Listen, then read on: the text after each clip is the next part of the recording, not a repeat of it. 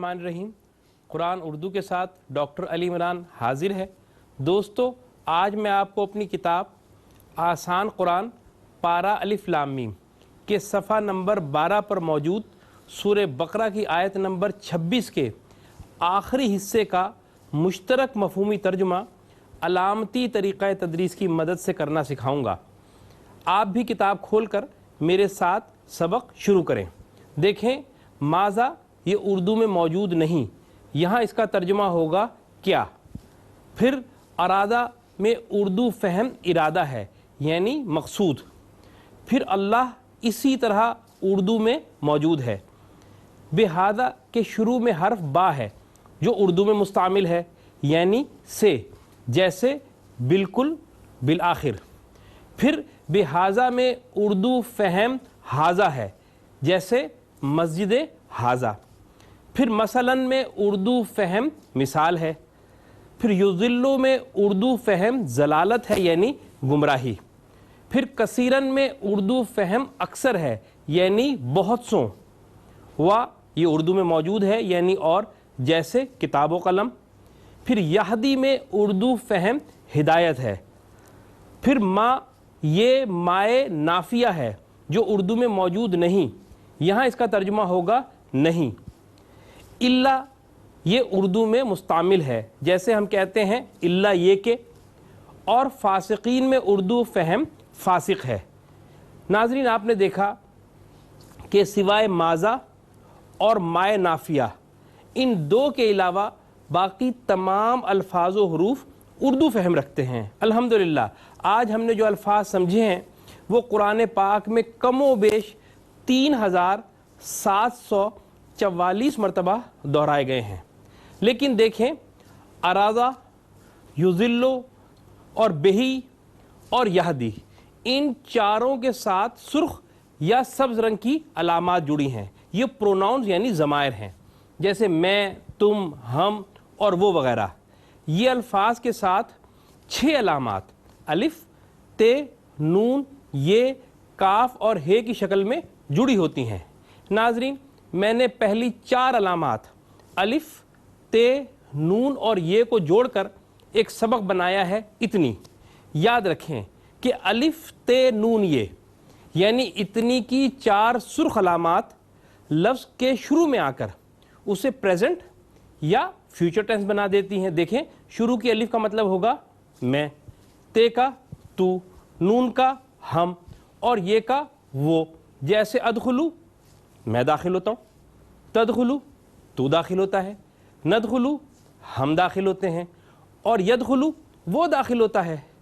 اب چونکہ یضلو اور یہدی ان دونوں کے شروع میں سرخ رنگ کی یا ہے، یعنی وہ، اس لیے یضلو کا ترجمہ ہوگا وہ ضلالت میں ڈالتا ہے، اور یہدی کا ترجمہ ہوگا وہ ہدایت دیتا ہے۔ اسی طرح یاد رکھیں کہ الف، تے، نون یعنی اتنی کی سرخ علامات لفظ کے آخر میں آ کر اسے زمانہ ماضی یعنی پاسٹ ٹینس بنا دیتی ہیں۔ جیسے لفظ کے آخر میں زبر یا الف ہو تو اس کا ترجمہ ہوگا وہ، جیسے دخلا، وہ داخل ہوا، اور دخلو، وہ داخل ہوئے۔ پھر تے زبر تا کا ترجمہ ہوگا تو، جیسے دخلتا، تو داخل ہوا، اور نون الف نا کا ترجمہ ہوگا ہم یا ہمارا، جیسے دخلنا، ہم داخل ہوئے، ربنا، ہمارا رب، اور یا ہو تو اب اس کا ترجمہ ہوگا میری، جیسے ربی، میرا رب۔ اب چونکہ ارادہ کے آخر میں سرخ رنگ کی زبر ہے، یعنی وہ یا اس لیے ارادہ کا ترجمہ ہوگا اس نے ارادہ کیا، یعنی اللہ نے ارادہ کیا۔ اس کے بعد یاد رکھیں کہ آخر میں آنے والی کاف کا ترجمہ ہوگا تیرا یا تمہارا، جیسے ربو کا، تیرا رب، ربکم، تمہارا رب، اور آخر میں آنے والی ہا کا ترجمہ ہوگا اس کا یا ان کا، جیسے ربہو، اس کا رب، ربہا، اس کا رب لیکن مؤنث کے لیے، اور ربہم، ان کا رب۔ اب چونکہ بہی کے آخر میں سبز رنگ کی ہی ہے، یعنی وہ، اس لیے بہی کا ترجمہ ہوگا اس سے۔ ناظرین، آئیں آج کے سبق کا ابتدائی طور پر ترجمہ کرتے ہیں کہ اللہ نے اس مثال سے کیا ارادہ کیا؟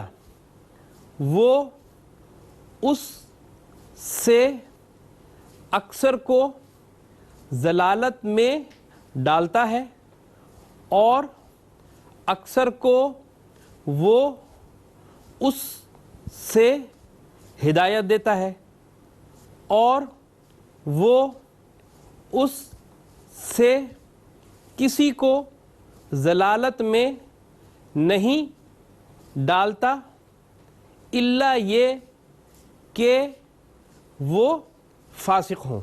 بسم اللہ الرحمن الرحیم۔ ماذا اراد اللہ بهذا مثلا يضل به كثيرا ويهدي به كثيرا وما يضل به إلا الفاسقين۔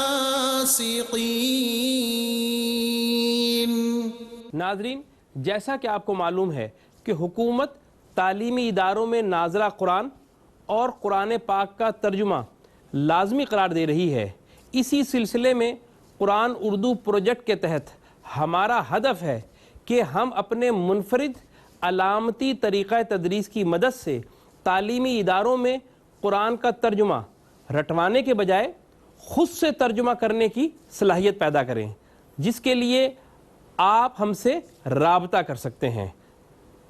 ہم آپ کے ادارے میں فری ورکشاپس کا انعقاد کریں گے، جس کو ARY نیٹ ورک پر آن ایئر بھی کیا جائے گا۔ اب ڈاکٹر علی عمران کو اجازت دیں، اللہ حافظ۔